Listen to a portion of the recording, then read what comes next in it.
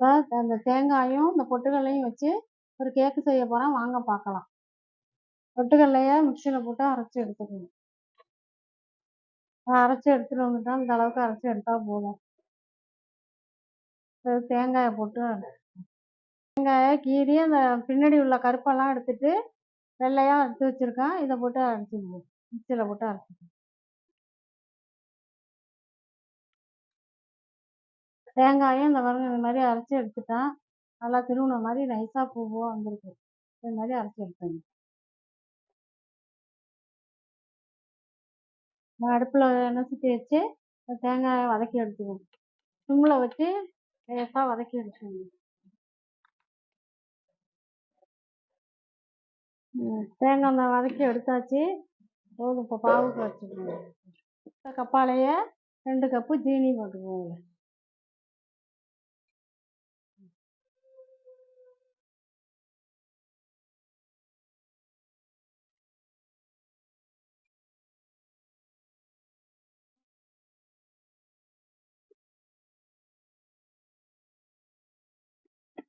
நிறையிற அளவுக்கு தண்ணி ஊற்றினா போதும்.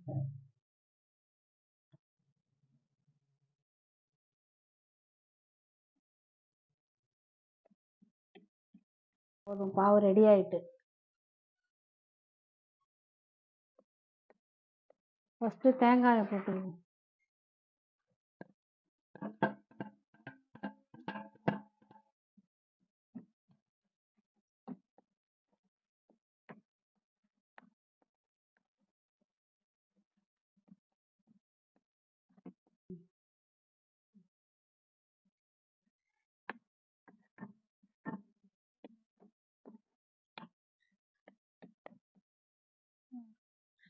பொட்டுக்கடலை மாவு போட்டுக்கலாம். விடாமல் கிண்டணும், இல்லைன்னா கட்டி விழுந்துடும். விடாமல் கிண்டிக்கணும்.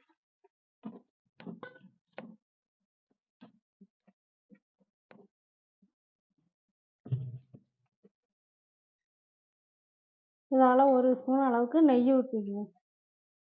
போதும், அதுக்கு ரொம்ப நெய் தேவையில்லை. கேக்குக்கு ரெடி ஆயிட்டு இதை வேற தட்டுக்கு மாற்றிக்குவோம். நெய் எடு.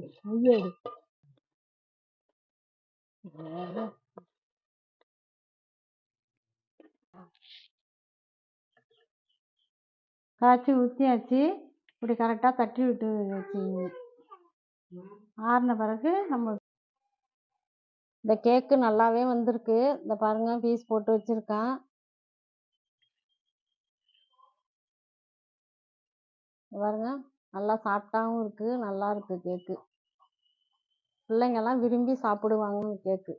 பாருங்க எப்படி இருக்குன்னு பாருங்க. இந்த வீடியோ பிடிச்சிருந்ததுன்னா ஒரு லைக் போடுங்க, ஒரு சப்ஸ்கிரைப் பண்ணுங்க. பாய்.